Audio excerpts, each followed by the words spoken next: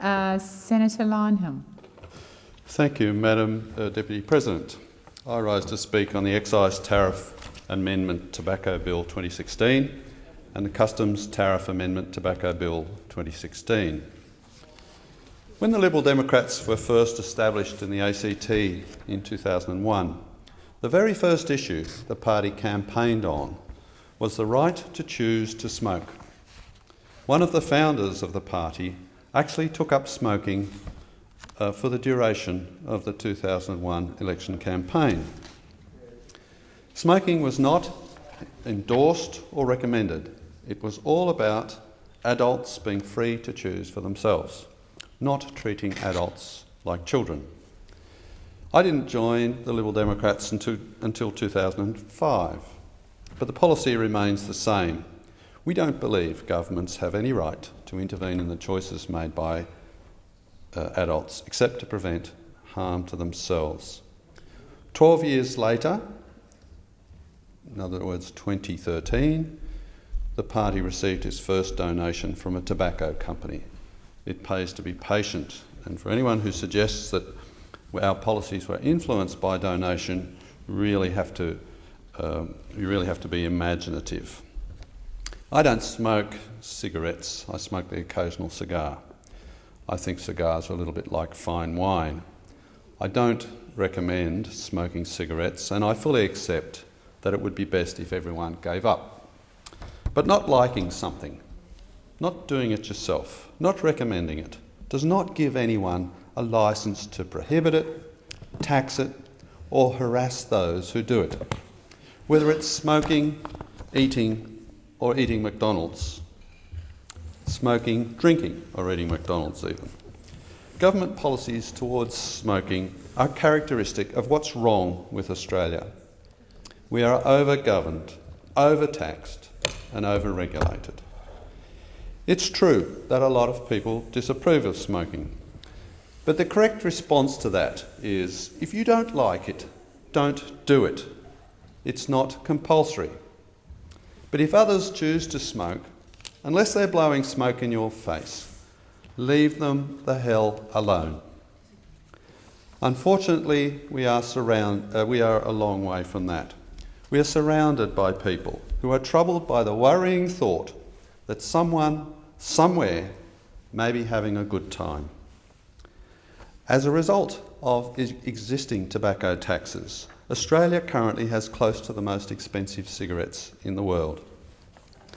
With the increase in excise this bill will authorise, we will unquestionably have the most expensive cigarettes in the world. That is nothing to be proud of. A typical pack of 25 branded cigarettes currently costs about $30. Of this, about 3/4 is swallowed up by the government. But of course, too much is still not enough. As a result of this bill, smokers will get little change from $40 for a pack, and $32 of that will be tax. The burden of this falls heaviest on our poorest citizens. Smoking is highest amongst low-paid workers, the unemployed and Indigenous. Among prisoners, ex-prisoners and drug users, it is well over 50%. Some say over 90%. And I have to add, a vast majority of them would be Labor voters. Quite a lot of the revenue that the government collects in tobacco taxes is money it has paid to smokers in the form of benefits, including welfare and pensions.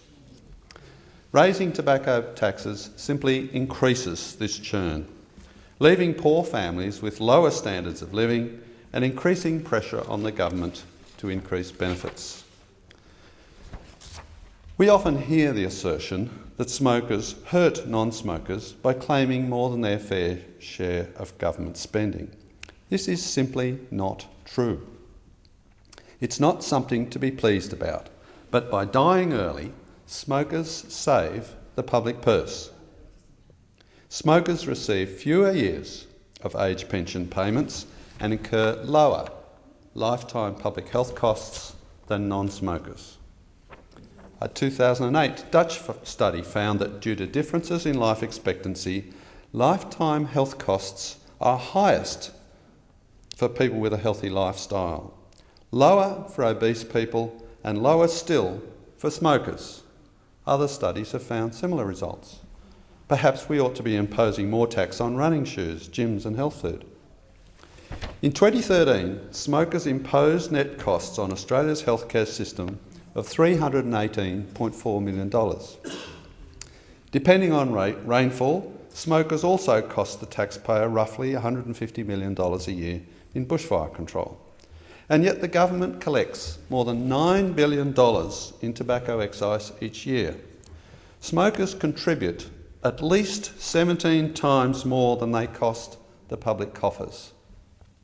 Against that, we hear repeatedly the voodoo economics of Collins and Lapsley, who attempt to put a social cost on personal costs, such as taking time off work, or the grief of family members at illness and death. These are not costs borne by the government. Collins and Lapsley also take no account of the benefits of smoking.